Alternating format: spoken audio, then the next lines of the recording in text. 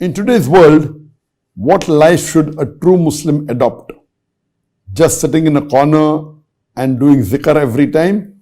Or to just pray the obligatory salah and get busy in worldly life? Or what would you say? Thank you. Ahmed Raza asked a question that in today's world, we see the world, so many things happening in the world, so many calamities, so many things, so many fayash, obscenity, all these things that are happening in the world today. What should a Muslim do? Should a Muslim do zikr? Or should he offer salah and then go on with life? What should he do? Seeing the scenario that today world is in, and we know that our beloved Prophet ﷺ has mentioned the signs of the end of the world. And there are minor signs and major signs. And in minor signs, if you remove the duplicate, there are approximately 87 or maybe more minor signs, out of which more than 50% have already come. So what should a person do now? Should he do zikr? Should he offer salah? Or should he just carry on with his worldly life? Seeing the situation that we have in different parts of the world, that Muslims are being attacked, whether it be in China, the Uyghur Muslim, whether it be in Rohingya, whether it be in Palestine, whether in Syria, whether in Yemen, you see in India, Muslims are being persecuted. All over the world, we find the different scenario. What should a Muslim do? Irrespective of which part of the world you live in, irrespective of what your situation is, I always tell the Muslims, number one, you should see that you do your farais and that you stay away from the haram activity. To begin with, I always tell them that at least stay away from the major sins. And there's a book written by Imam al-Dhahabi known as the Kabair, of the 70 major sins. In the 70 major sins, it tells you the important farais that is there, the very important farais, and also tells you the big major sins. As I mentioned earlier, so number one, the biggest sin is shirk. That means you have to be on tawheed. Number two is killing an innocent human being. Number three is black magic. Number four is not offering salah. Number five is not giving your zakat. Number six is not fasting in the month of Ramadan. And number seven is not performing Hajj when you're able to do. And the list, disobedient to parents, and the list continues, not taking care of orphans, zina, homosexuality, and the list continues. So my initial advice to all the Muslims would be, irrespective of what's happening in the world, see to it that you fortify yourself. See to it that you are on Siratul Mustaqim. See to it that you offer 5 times salah.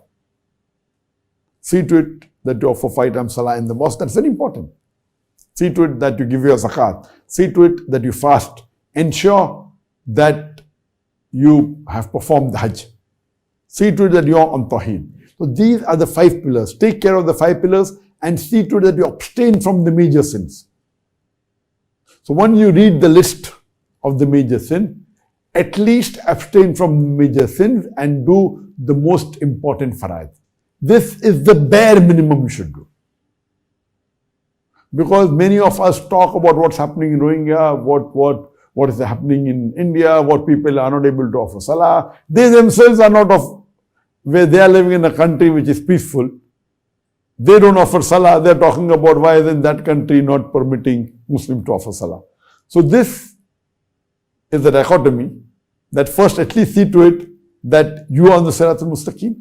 So number one advice that I would like to give is see to it that you are following the Quran and the Sahih Hadith. Read the translation of the Quran. See to it at least you abstain from all the major sins initially. And as the Quran says that if you abstain from major sin, inshallah Allah will forgive your minor sins. Similar with the major farais. So my advice is see to it that first you at least take care of the major farais and abstain from the major haram.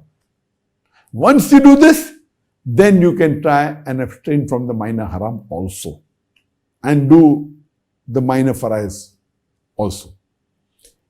As far as how to lead a life, As Allah says in the Quran, if you strive for dunya, Allah will give you dunya but will not give you akhirah. But if you strive for akhirah, Allah will give you akhirah and dunya also. So we as Muslims, besides following the fara'id, besides offering salah and giving zakat and saum and hajj, that is not everything of life. These are the major things, yes. The first question that Allah will ask you on the day of judgment about your deeds is about your salah. So salah is the most important deed.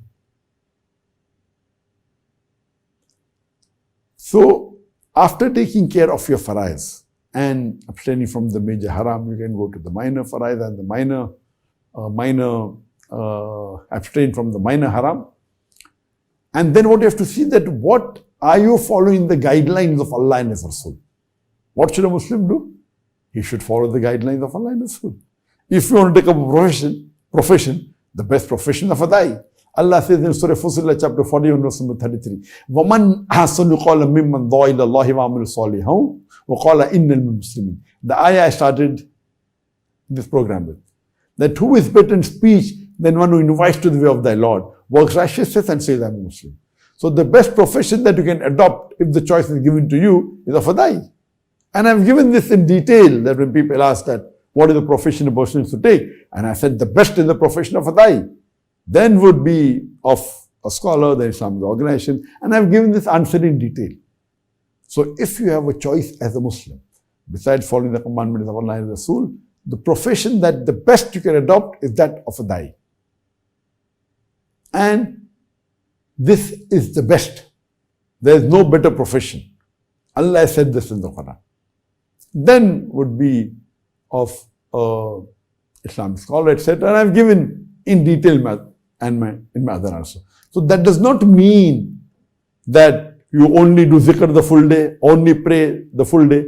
Of course, you have to do your fara'id.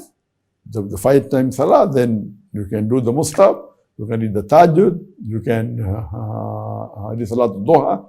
All these are important. And see to it that you read the sunnah muakkada, the sunnah ghayr muakkada. There's enough time. And then you spend your time more on the lines of the Quran and Sunnah. See to it that you become a da'i or you are involved in Islamic activities. If you want to earn a living, you can earn a living you can categorize into 3 or 4 ways. One is earning living in the haram way, whether involved in robbing or cheating or alcohol is haram. Second is earning living in a makruh way. No, not haram, but may not be advisable. Third is earning a living which is mubah. And then earning a living, getting involved in things which are fard. For example, you may become imam of the mosque, praying is fard.